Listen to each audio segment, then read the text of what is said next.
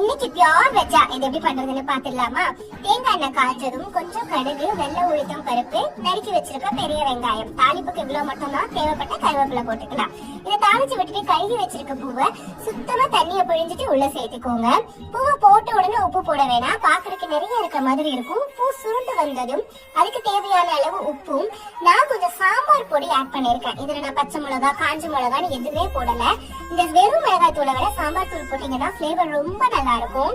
பூ நல்லா வெந்து வரும்பொழுது ஃபைனலா தேங்காய் துருவல் போட்டு இறக்கிக்கலாம். பூ சரியா வேகாத மாதிரி இருந்ததுன்னா தண்ணியை தெளிச்சு விடுங்க, தண்ணியை ஊத்திடாதீங்க, சொத சொதன்னு ஆயிடும். சூப்பரான முருங்கைப்பூ பொரியல் ரெடி. ஆஹா, புளிப்பு, இனிப்பு, காரம்னு சேர்ந்த இந்த மாங்காய் பச்சடி இருக்கே, அல்டிமேட்டான ஒரு சைட் டிஷ்ங்க. வாங்க இன்னைக்கு மாங்காய் பச்சடி எப்படி பண்றதுன்னு பார்க்கலாம். கட் பண்ண மாங்காய் அப்படியே கொட்டையோட ஒட்டி இருக்க சதையும் மிஸ் பண்ணாம கட் பண்ணிடுங்க. இதை தண்ணி ஊத்தி வேக போட்டுடுங்க. கொஞ்சமா மஞ்சத்தூள், கொஞ்சமா உப்பு போட்டு நல்லா வேக விட்டுடுங்க.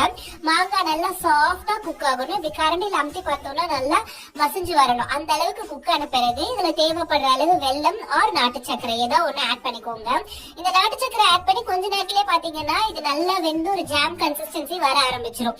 அப்போ ஒரு தாளிப்பு கொடுக்கணும். நல்லெண்ணெயில கடுகு, பச்சை மிளகா, கருவேப்பிலை, பெருங்காயம் இதை மட்டும் தாளிச்சு கொட்டி நல்லா பரட்டி விட்டு ஸ்டவ் ஆஃப் பண்ணிடுங்க. அவ்வளவுதான், சூப்பரான மாங்காய் பச்சடி ரெடி. இது சாம்பார் சாதம், வெரைட்டி ரைஸ்னு எதுக்கு வேணாலும் நீங்க சைட் டிஷ்ஷா வச்சுக்கலாம். அல்டிமேட்டா இருக்கும், ட்ரை பண்ணி பாருங்க. இன்னைக்கு காளான்ல மிளகு அப்படியே தூக்கலா போட்டு சூப்பரா ஒரு பொரியல் தான் பண்ணிருக்கேன். என்னது காளான் பொரியலா அப்படின்லாம் கேட்க கூடாது, இதுக்கு நான் அந்த பேர் தான் வச்சிருக்கேன். நிறைய பேர் பட் மஷ்ரூம் தான் ப்ரிஃபர் பண்ணுவாங்க, ஆனா இந்த சிப்பி காளான் இருக்கு ரொம்ப டேஸ்டியா இருக்கும். சோ நெக்ஸ்ட் டைம் இந்த காளான் உங்களுக்கு கிடைச்சா இந்த மாதிரி மிளகு தூக்கலா ஒரு பொரியல் ட்ரை பண்ணுங்க, நல்லா இருக்கும். இதை தண்ணியில அலசிட்டு தண்ணியை நல்லா பிழிஞ்சிருங்க. கத்தியிலலாம் கட் பண்ண வேணாம், கையில இந்த மாதிரி பிச்சு எடுத்துட்டாலே போதும். அப்புறம் இந்த தேங்காய் எண்ணெயில கழிச்சாதான் சூப்பரா இருக்கும். எண்ணெய் காய்ச்சதும் கருவேப்பிலை, பொடியா நறுக்கிற பெரிய வெங்காயத்தெல்லாம் நல்லா ஒரு வதக்கிட்டு கையில வச்சிருக்க காளான உள்ள ஆட் பண்ணி நல்லா ஒரு பரட்டி விடுங்க. காளான போட்டதும் உப்பு போட்டுறாதீங்க, ஏன்னா போட்டோட பாக்குறதுக்கு நிறைய இருக்க மாதிரி இருக்கும். அப்புறம் கொஞ்சம் வதங்க ஆரம்பிச்சதுன்னா அப்படியே சுருண்டுரும். காளான் சுருண்டோடனே அதுக்கு தேவையான அளவு உப்பு போட்டுக்கோங்க. காளானே நிறைய தண்ணி விட்டு வேகும், அதனால நம்ம தண்ணி ஆட் பண்ண வேண்டாம். இதுக்கு நான் பச்சை மிளகாய் தூள் எதுவுமே ஆட் பண்ணல, வெறும் மிளகு தூள் மட்டும் தான் போட்டிருக்கேன். அந்த டேஸ்ட் ரொம்ப சூப்பரா இருக்கும். தண்ணி வத்துற வரைக்கும் குக் பண்ணுங்க. அதுக்கப்புறம் ஃபைனலா கொத்தமல்லி போட்டு இறக்கிடுங்க. இன்னைக்கு வாழைக்கால ஒரு வறுவல், இத வெஜ் ஃபிஷ் ஃப்ரை அப்படின்னு கூட சொல்லலாம். ஏன்னா நெத்திலி மீனுக்கு நம்ம யூஸ் பண்ற அதே மாதிரி மசாலா தான் இதுக்கும் யூஸ் பண்ணி ஃப்ரை பண்ணிருக்கேன். வாழைக்காயோட தோலை நீக்கிட்டு இந்த மாதிரி கிராஸ் பீஸா போட்டுக்கோங்க.